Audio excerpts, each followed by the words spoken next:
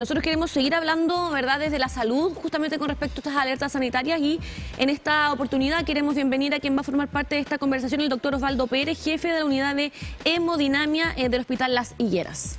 Sí, dentro de la contingencia también todo lo que está pasando con influenza, lo que se generó con esta conmoción del periodista y viajero reconocido Claudio Iturra con este fallecimiento inesperado, y queremos profundizar en torno a esta temática. Saludamos al doctor ahí que ya está con nosotros a través de la distancia por Zoom. ¿Cómo está, Bienvenido, doctor, un gusto tenerlo acá.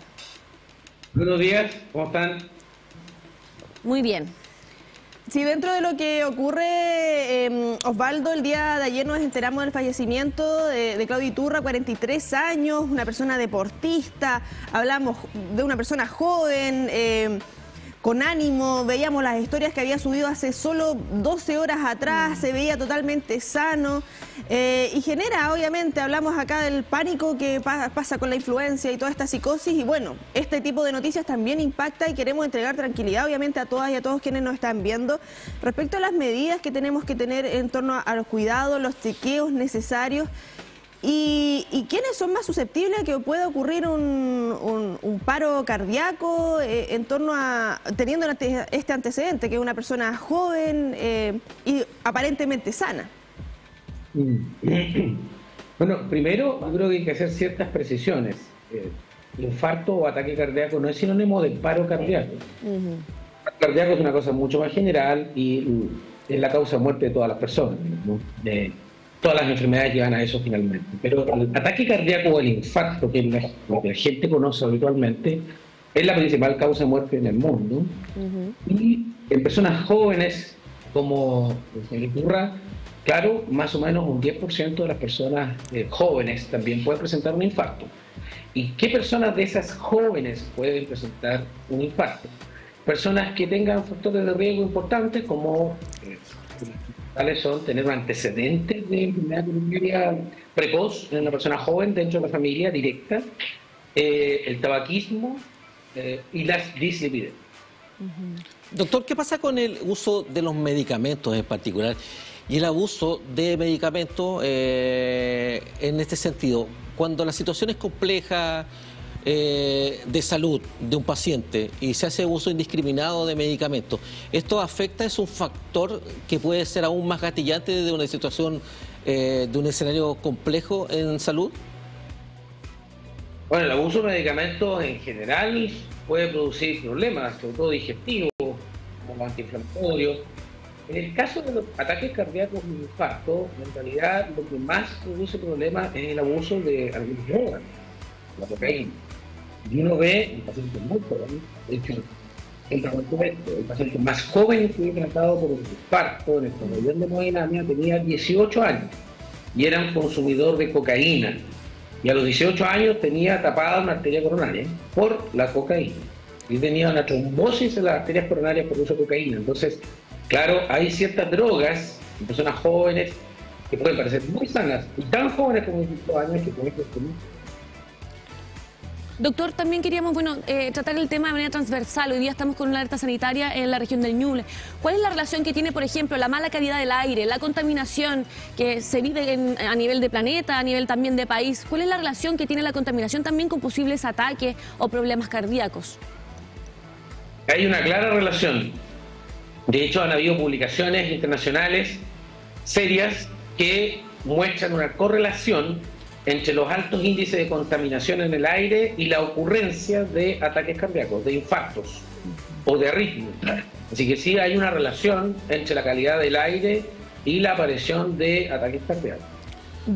Cuando se sale del infarto, se logra la recuperación, estabilizar. ¿Qué sigue en tema de tratamiento? Varias cosas. Ahí es muy importante, por ejemplo, en un paciente joven que tiene un infarto, tenemos que suponer que eso es lo que tuvo Claudio Iturra, ¿no? Porque hay otras causas de dificultad respiratoria y colapso de una persona joven, no solamente un ataque cardíaco o un infarto. Probablemente esa es la principal causa, pero hay otras causas. Pero en una persona joven que tuvo un ataque cardíaco, lo primero es, y sobre todo en la casa, es que sobreviva a ello. No hay que olvidarse que un tercio de las personas que tienen un ataque cardíaco en el mundo, un 30-35%, se mueren sin llegar al hospital. Se mueren sin llegar. Esta es una causa frecuente. O sea, nosotros los que vemos en el hospital son los que sobrevivieron a esto. Y por lo tanto, uno tiene que tener muy presente el prevenir este tipo de situaciones. Los pacientes que tienen a veces síntomas que nunca habían tenido, de reciente aparición, dificultad respiratoria, dolor torácico al hacer esfuerzos, ojo con esto, consulta, ¿de acuerdo? Ahora, ¿qué hago yo con un paciente o qué hacemos con un paciente después que tuvo un infarto? Sobre todo cuando es joven, es estudiar todos los factores de riesgo que conocemos, eliminar el tabaquismo, estudiar si tiene una dislipidemia, y ahí tenemos nuevas herramientas para buscar ciertos tipos de dislipidemias importantes y tratarlas con medicamentos. Cada vez tenemos un armamentario mejor para eso. Diagnosticar si el paciente es hipertenso, una cosa que también es cada vez más creciente. No nos olvidemos que en el 2040 el principal factor de riesgo que va a existir va a ser probablemente la hipertensión. Y también no nos olvidemos que estas enfermedades afectan principalmente a las personas jóvenes. Doc, usted señala algo súper importante en torno a lo que consumimos, ya sea sustancias legales o ilegales, lo que señalaba Conci en torno al ambiente, que mucho no podemos hacer, más allá de, claro, las medidas que uno espera que tomen a nivel macro de disminuir la contaminación. ¿Qué hay con lo que podemos consumir, como señalaba, de algún tipo de sustancia ilegal en torno a la cocaína, pero por ejemplo, venta habitual, bebidas energéticas, que yo creo que más de alguna persona ha visto que la toman como hasta para el desayuno? O el uso de anabólicos también. El tema, exactamente, el exceso de ejercicio cuando hay algún tema ahí complementario, la cafeína por sí sola, el exceso de sal, como se llama la hipertensión y que nosotros hemos destacado un montón. ¿Qué hay en torno a eso? ¿Se ha podido comprobar que el uso, por ejemplo, de bebidas energéticas, exceso de cafeína o hasta las mismas bebidas isotónicas, en muchos casos también se ha hablado que puede generar algún tipo de complicación? ¿Hay evidencia en torno a eso? Sí, hay evidencia, sobre todo, la primera evidencia es que la cafeína, por ejemplo, no tiene efectos cardiovasculares negativos. Hay bastantes datos de publicaciones, no especialmente directas, sino que más bien observacionales, que demuestran que la cafeína, por ejemplo, no es dañina para el sistema cardiovascular. Sí puede provocar síntomas. Puede provocar, en un paciente hipertenso puede aumentar la hipertensión, puede provocar mareos, deshidratación, pero aparentemente no aumentaría la mortalidad. Sobre las bebidas energéticas es bastante distinto, ¿no? Porque las bebidas energéticas no solamente tienen los vasoconstrictores, que son malos, y que el problema es que los usa cualquier persona, y esa persona, por 30 años que tenga, si además es obesa, si además es hipertensa, va a consumir estos vasoconstrictores, y esos vasoconstrictores en esa persona le pueden provocar alguna arritmia, pueden provocar hipertensión. Y además, estas bebidas energéticas no solamente tienen los vasoconstrictores, sino que además tienen colorantes y una serie de otras sustancias que son negativas para el sistema cardiovascular. Doctor, ¿qué pasa en el caso de las mujeres? ¿Tienen menor riesgo por el tema del sistema hormonal que tienen, pero luego, obviamente, de la menopausa puede haber mayor riesgo, se incrementa este riesgo alcanzando mayor probabilidad de problemas como este?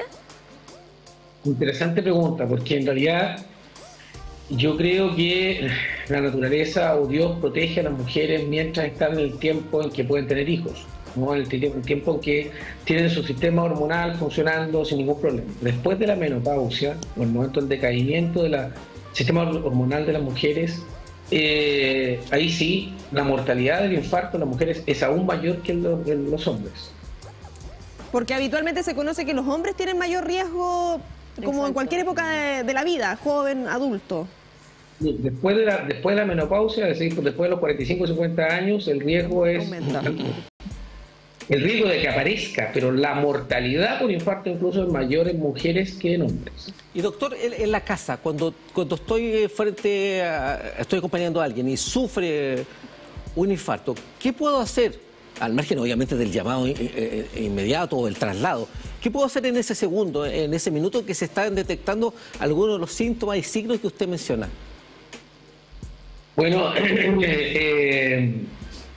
lo primero es revisar si el paciente tiene signos vitales, si está despierto, si está respirando en forma espontánea y lo único que tiene es el dolor al pecho o la dificultad para respirar. Si efectivamente el paciente está respirando solo, está despierto, inmediatamente llevar un sistema de traslado urgente a un hospital, ¿no? Porque otra cosa no se puede hacer. Luego, si el paciente bruscamente pierde la conciencia, hacer reanimación cardiopulmonar. Nosotros siempre lo hemos dicho, y esto es una campaña que nos falta hacer. Tenemos desfibriladores de estos que están en todas partes, en los hoteles, en los aeropuertos, están ahí presentes. Y yo me pregunto cuántas personas están preparadas para usarlos. Nosotros hemos hecho campaña en eso, fuimos la otra vez, hace un tiempo fuimos a un club deportivo y descubrimos, por ejemplo, que el desfibrilador estaba lejos de la cancha. El desfibrilador tiene que estar al lado de la cancha. O sea que si un jugador de fútbol, por ejemplo, se cae, intempestivamente, el desfibrilador, todos sepan dónde ir a buscarlo y que esté a pocos metros, lo lleven y se lo instalen al paciente. Entonces, hay muchas cosas que podemos mejorar. ¿Por qué no enseñarle, por ejemplo, a nuestros niños en los colegios a hacer reanimación cardiopulmonar? Una reanimación cardiopulmonar efectiva puede salvar la vida de un paciente y cualquier persona la puede aprender. No tiene por qué ser médico o enfermera o ser una persona que trabaja en un hospital. Y eso lo podemos hacer perfectamente, por ejemplo, en los colegios, hacer campañas de educación y de entrenamiento. Es un entrenamiento.